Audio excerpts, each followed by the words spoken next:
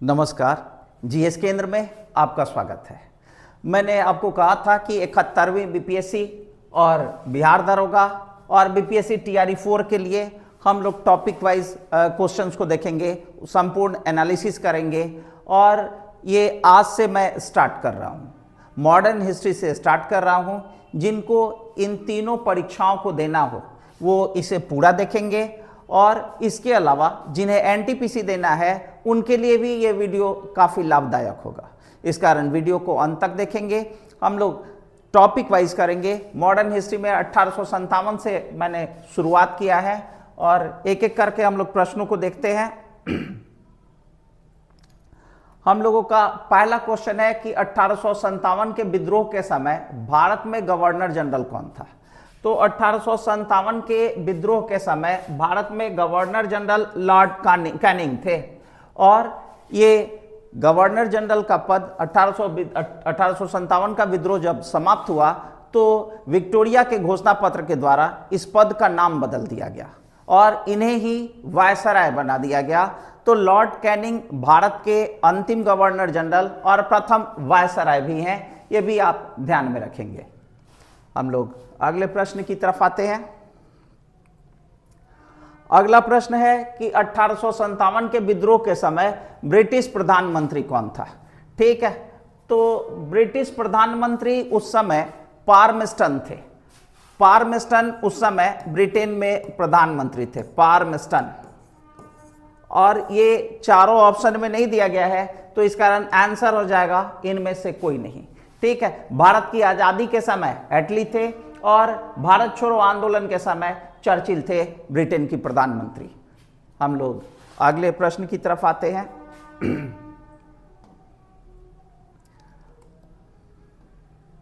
अगला प्रश्न है कि 1857 के विद्रोह को किसने स्वतंत्रता की पहली लड़ाई कहा।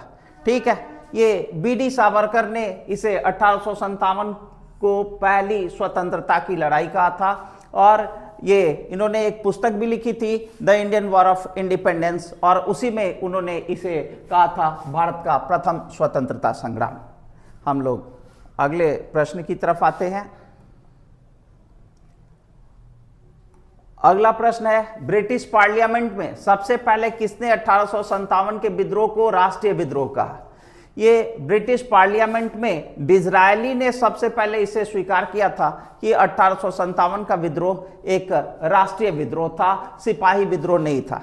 और ब्रिटेन के अधिकांश जो लेखक हैं इस 1857 के विद्रोह को सीमित दायरा में देखते हैं और उसे सिपाही विद्रोह कहते हैं, लेकिन डिज़रायली पहले थे जिन्होंने कहा कि ये राष्ट्रीय विद्रोह था, यह एक सिपाही विद्रोह नहीं था। हम लोग अगले प्रश्न पर आते हैं। अगले प्रश्न को देखते हैं। अगला प्रश्न है, भारतीय स्वाधीनता आंदोलन का सरकारी इतिहासकार कौन था। ठीक है, सरकारी इतिहासकार एसएन सेन थे, और सरकारी इतिहासकार एसएन सेन थे।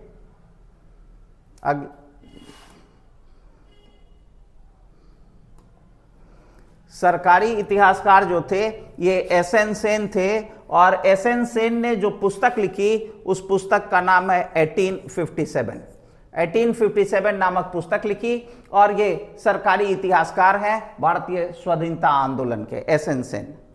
अगले प्रश्न की तरफ आते हैं हम लोग। अगला प्रश्न है, 1857 में किसने इलाहाबाद को आपातकालीन मुख्यालय बनाया था। ठीक, 1857 के समय लॉर्ड कैनिंग थे वहां पर, तो उन्होंने 1857 में इलाहाबाद को आपातकालीन मुख्यालय बना रखा था। लॉर्ड कैनिंग उस समय गवर्नर जनरल थे और उन्होंने ही इसे आपातकालीन मुख्यालय बनाया था। हम लोग अगले प्रश्न की तरफ आते हैं। अगला प्रश्न है, 1857 की क्रांति का प्रमुख कारण क्या था।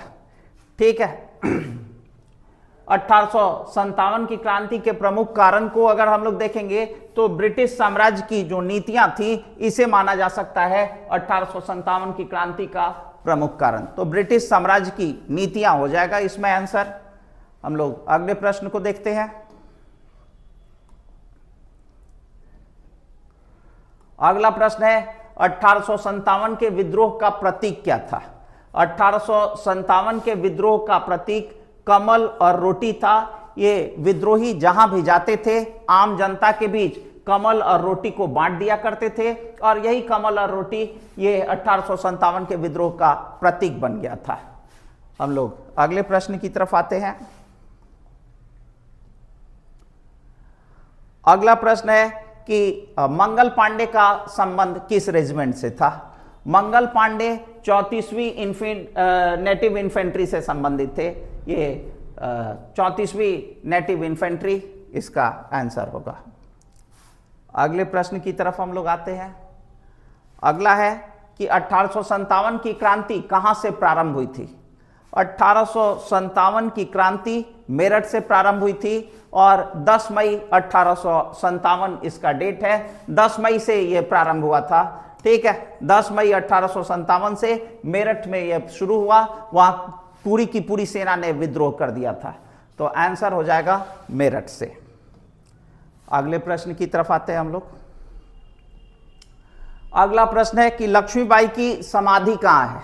ठीक है, लक्ष्मीबाई अपने अंतिम युद्ध में ह्यूरोज से पराजित हुई थी और ये ग्वालियर में मर गई थी और वहीं पर इनकी समाधि है। तो इसका आंसर हो जाएगा ग्वालियर। लक्ष्मीबाई की समाधि ग्वालियर में है। लास्ट युद्ध इन्होंने ह्यूरोज से किया था, इसे भी आप ध्यान में रखेंगे।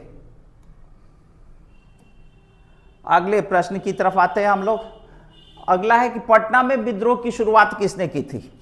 ये पटना में एक पुस्तक विक्रेता थे जिनका नाम था पीर अली और पटना सिटी से इन्होंने विद्रोह की शुरुआत की थी। तो पटना में विद्रोह की शुरुआत पीर अली के द्वारा की गई। अगले प्रश्न की तरफ आते हैं हम लोग। अगला प्रश्न है 1857 में बिहार का कौन सा भाग अप्रभावित रहा था? तो 1857 में बिहार में मुंगेर में कोई विद्रोह नहीं हुआ था, तो मुंगेर का क्षेत्र अप्रभावित रहा था। बाकी दानापुर, पटना और मुजफ्फरपुर ये विद्रोह से प्रभावित हुए थे। मुंगेर का क्षेत्र अप्रभावित रहा था। हम लोग अगले प्रश्न की तरफ आते हैं। अगला प्रश्न है 1857 में बैरकपुर में कौन ब्रिटिश कमांडिंग ऑफिसर था? ब्रिटिश कमांडिंग ऑफिसर 1857 में बैरकपुर में हैरसे था। तो आंसर हो जाएगा 3 हैरसे। बैरकपुर रेजिमेंट का यह कमांडिंग ऑफिसर था। अगले प्रश्न की तरफ आते हैं हम लोग।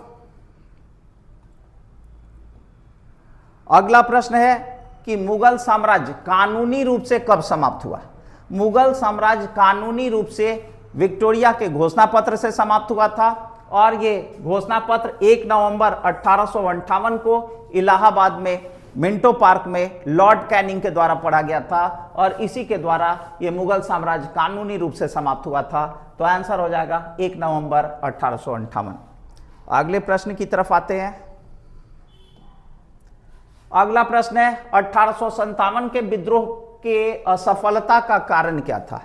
ठीक है, 1857 के विद्रोह के असफलता के वैसे तो अनेक कारण थे, लेकिन ये जो ऑप्शन दिए गए हैं उसमें आपका आंसर 2 हो जाएगा।